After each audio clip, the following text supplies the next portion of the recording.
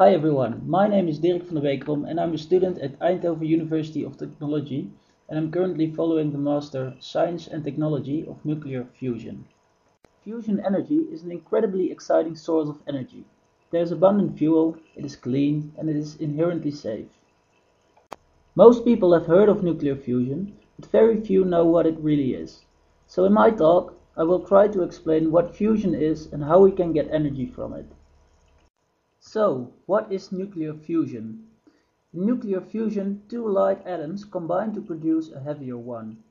This heavier atom has slightly less mass than the two light ones combined, and this difference in mass is converted into energy in the form of kinetic energy of the particle. To fuse two nuclei, you just have to push them together. The problem is that both nuclei are positively charged, and therefore they repel each other. On long distances, this repulsion dominates. But when they are very close together, something called the strong nuclear force takes over and fuses the nuclei together. In order to fuse particles, their kinetic energy must be large enough to overcome the Coulomb potential. The hotter the gas, the faster the particles will move, and so the more likely a fusion reaction will be. For fusion to happen, temperatures need to be in excess of 150 million degrees. But how do we contain such a hot gas?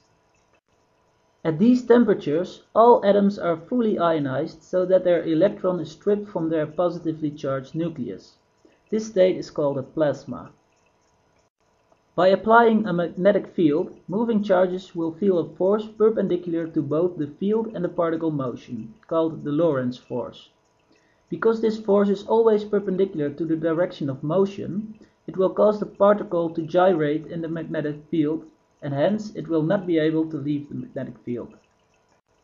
A magnetic field can be very easily generated by the use of magnetic coils, which are just turns of wire with current running through it. At the edges we have a problem though, because the magnetic field diverges and the particles will not be confined anymore. To solve this problem, scientists simply put the two ends together to get a donut-shaped setup, which is called a tokamak. To this date, the tokamak is our best bet at producing fusion power. There is a lot more to a tokamak than just the magnetic configuration, like how to heat it, how to extract the energy, and what kind of raw materials do we need.